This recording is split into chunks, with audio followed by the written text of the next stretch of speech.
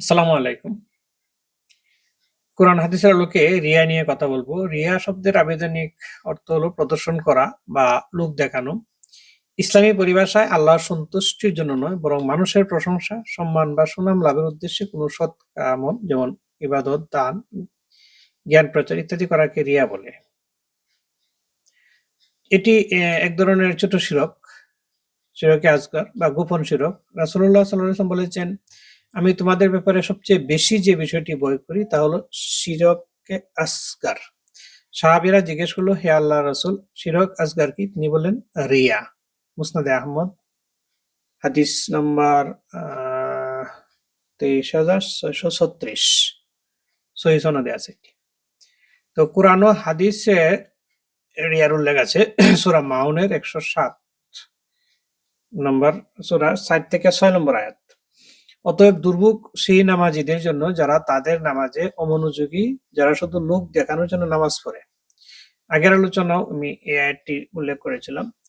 এরপরে সূরা আল কাহফ ১৮ নম্বর সূরা ১১০ নম্বর আয়াতে বলা হচ্ছে যে তার রবের সাক্ষাৎ কামনা করে সে যেন সৎ আমল করে এবং তার রবের ইবাদতে কাউকে শরীক না করে। এখন এই যে শিরক তো বুঝতেই পারছেন যে অন্যের ভয়ে নামাজ পড়া বা এ করা, অন্যকে দেখানোর জন্য।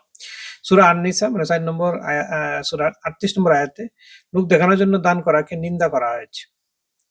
এরপরে হাদিসে আরো বলা হয়েছে কিয়ামতের দিন আল্লাহ রিয়াকারীকে বলবেন, তোমরা যাদের দেখাতে তাদের কাছে যাও, দেখো তাদের কাছে তোমাদের কোনো পুরস্কার আছে কিনা। মুসনাদে আহমদে আছে। মানে রিয়া প্রদর্শনের চেয়ে আর কি, নিজের ইয়েটারে দেখানো।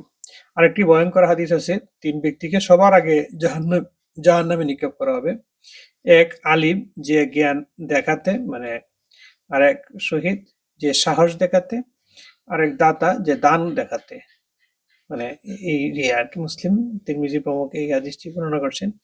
রিয়ার প্রভাব বা ক্ষতিটা কি? রিয়া মানে কারণ ক্ষতি কি হবে? রিয়ার প্রধান মানে ক্ষতিটা অত্যন্ত মারাত্মক এবং গোপন। যেমন ইবাদত বিনাশ করে, আমলের সওয়াব সম্পূর্ণ নষ্ট হয়। আল্লাহ বলেন, আমি শরিককারীদের শিরক থেকে সম্পূর্ণ মুক্ত। মুসলিম শরীফ। আখিরাতের ধ্বংস, কিয়ামতের দিন কোনো প্রতিদান পাবে না সে। আল্লাহ বলেন, যাদের দেখাতে তাদের কাছে যাও, অর্থাৎ ওই যাদের দেখে নামাজ পড়তে। এরপরে অন্তরের রোগ, এটা একটা মুনাফিকি আর কি, যে আমি ভিতর থেকে মনোযোগী না, কিন্তু মানুষকে দেখানোর জন্য। যেমন অহংকার ও আত্মপ্রবণতা বাড়ায় এটা। রিয়াকারীরা যারা, ইমাম গাজ্জালী রহমতুল্লাহ আলাইহি বলেন, রিয়া হারাম এবং রিয়াকারী আল্লাহর কাছে অভিশপ্ত। এবং রিয়াকারীরা কিন্তু অহংকার, আমল নিয়ে অহংকার করে বেশি। এরপরে দুনিয়া ও আখিরাতের ক্ষতি, মানুষের কাছে সম্মান পেলেও আল্লাহর কাছে অপমানিত হয়। আর রিয়ার প্রতিকার বা মুক্তির উপায় হতে পারে এটা, যে রিয়া একটি অন্তরের রোগ, এটা বুঝতে হবে, স্বীকার করতে হবে যেটা অন্তরের রোগ। তাই প্রতিকার অন্তর থেকে শুরু করতে হবে।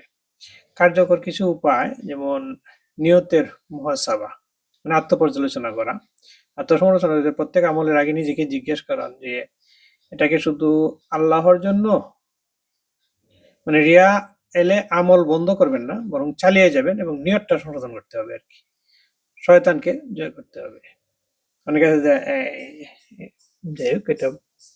এরপরে আরেকটা হচ্ছে যে ইখলাস বা আন্তরিকতা বৃদ্ধি করা এবং শুধু আল্লাহর জন্য আমল করুন।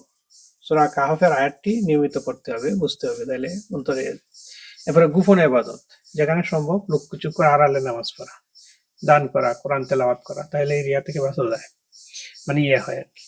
এরপরে দোয়া ও আশ্রয় প্রার্থনা, যেমন নফল নামাজ মসজিদে না পড়ে বাড়িতে পড়া। এরপরে দোয়া ও আশ্রয় প্রার্থনা, যেমন রাসূল সাল্লাল্লাহু আলাইহি ওয়াসাল্লাম শিখিয়েছেন, আল্লাহুম্মা ইন্নী আউযু বিকা মিন উশরিকা বিকা ওয়া আনা আলামু ওয়া আস্তাগফিরুকা লিমা লা আলামু। আমি জেনে শিরক করা থেকে আশ্রয় চাই, অজান্তে হলে ক্ষমা চাই। আল আদাবুল মুফরাদে এই দোয়াটা আছে।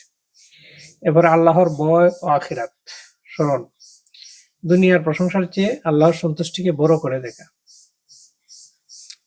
সৎ সঙ্গ ও জ্ঞান অর্জন, আলেম উলামার সান্নিধ্যে থাকুন। রিয়ার ব্যাপারে বই পড়ুন, যেমন ইমাম গাজ্জালীর ইহয়া উলুমউদ্দিন, এই বইটাতে রিয়া সম্পর্কে মোটামুটি ভালোই আছে। এরপরে তওবা, রিয়া হয়ে গেলে সাথে সাথে তওবা করুন এবং আমল পুনরায় শুদ্ধ নিয়তে করুন।